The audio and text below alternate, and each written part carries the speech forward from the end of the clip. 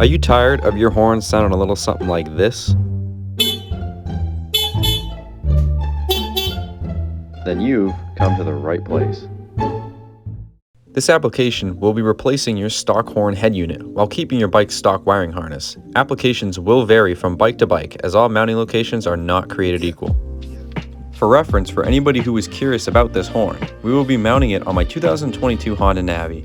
The NAVI is perfect for this project as it really shows just what you can accomplish in such a tiny amount of space. There's two different versions of the Soundbomb, coming in the split and the regular all-in-one version.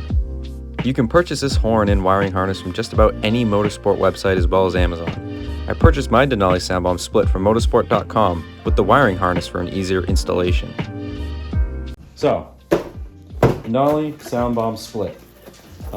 If you opt out of this one and you just go ahead and get the unit as a whole, all you're doing is you're preventing the split, so it's just going to be one unit. It's just going to be one head unit. It's going to have to bolt somewhere, probably around the position of where your stock horn is. But yeah, so this is what they give you with this. You have the unit itself, and then you have the dual ports. There's 2 ports per tone. So you have that, self-explanatory. You have zip ties in case you need to zip tie the air compressor. They give you, I'm gonna go ahead and say it's a healthy 3.5 feet of tube for air. This is for compressed air. And then they give you mounting hardware as well, a couple bolts, couple nuts, and one backing piece so that the horn can fit snugly where it needs to go. They give you a relay for the horn itself, 12 volt, 30 amp. And then you get the actual air compressor itself. This is pretty hefty. I would say this is at least a couple pounds. But it's pretty self-explanatory if you look on the inside of it. Negative, positive, it actually tells you it. And this is going to be one of the mounting positions for it as well. So you have your intake. So one of the hoses will go to this part, go to that gray thing, and then there will be another hose going in there. If you look in there, there's that little hole right there. So, and then they give you an instruction manual because even I don't know how these go. And so that's it just for that. As far as the wiring harness, this is pretty explanatory as well.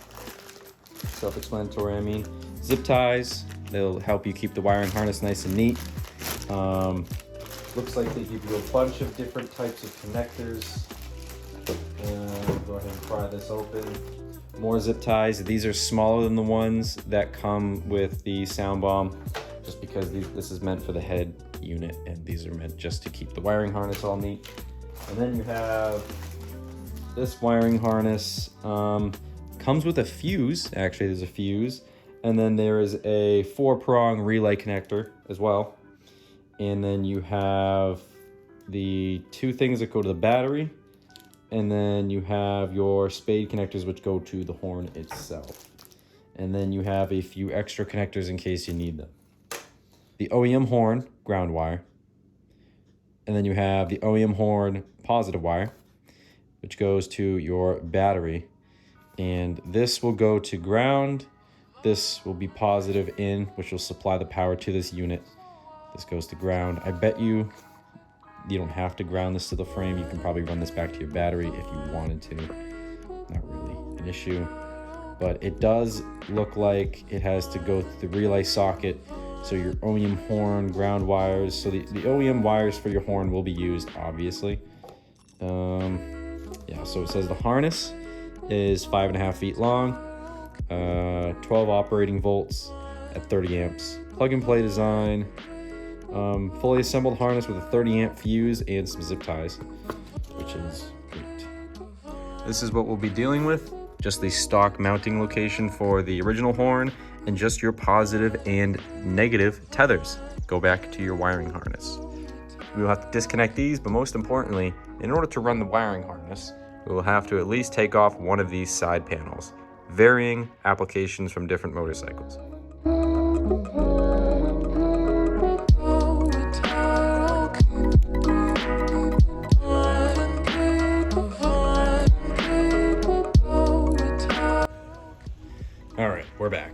So these Honda NAVIs are horrendous for trying to take these body panels off.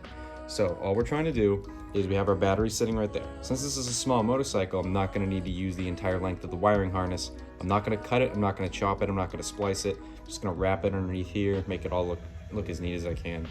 But all you're trying to do is you're trying to find point A, which is your battery, to point B, which is your horn. That's all you're trying to do. So you want the most direct path to get to the battery. So, I mean, if you have a longer motorcycle, you're gonna run out of room with the wiring harness and all that jazz. But as far as the mounting goes for the individual air unit and the horn, I believe the horn will just bolt to the stock position, but the air unit will have to be dispersed a little bit, which is why I got the Soundbomb split. All right, one eternity later and one custom mount later, and it is fully mounted. Definitely not going anywhere. So what I had to do was I took just some random, see if you can get back here and look at it. This is a random L bracket that I found, bent, cut, and put a hole through to mount this to the stock horn hole. Everything's gonna hold up pretty well. And then I took the initiative and, sorry I didn't film this, ran this line. So this line will get pushed up once the box is in, and ran it to a point on the bike to put the compressor. Still have to cut the zip ties, but this is where this is. And to avoid this from moving too much, I used 2 zip ties, the supplied ones they gave me. And I also used 2 pieces of foam, one to keep it off the gas tank and one to keep it off this little filter thing. But so, and then I'm just gonna connect the wiring harness right here. Positive, you can see the X now, and negative, the little line. And then I'm gonna take the stock leads from the old horn, gonna connect the harness into that, run it through these holes again, because this is all gonna be hidden, thank God. And we will run it back to our battery, and it will automatically, with these leads control your horn switch. So there's no need to get anything aftermarket, no like little switch to put down here or something. So it'll run off your stock switch, which is great. The compressor's tucked away, no one will see it. The only thing people are gonna see is the horn itself, which doesn't look bad. That's kind of where it is, and the box sticks out a little bit, so it kind of looks flush and it'll look decent. So yeah, on to stage 3. All right, so we have our leads now.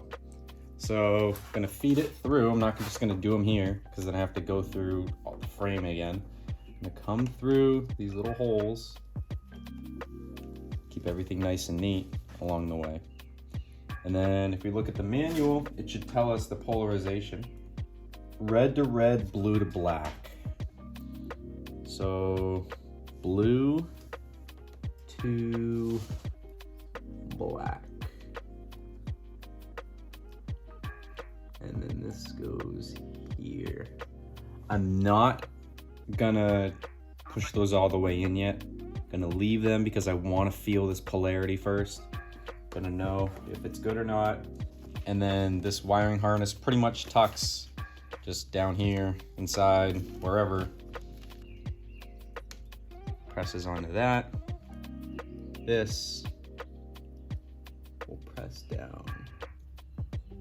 And then that goes on. Maybe.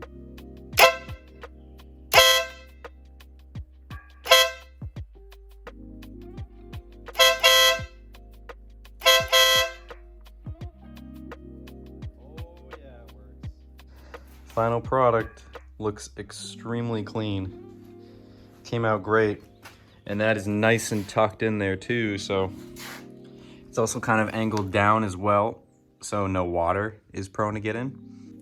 The hose runs right there on top of the storage box, and everything looks good. So everything's connected to the battery cover fit right back on.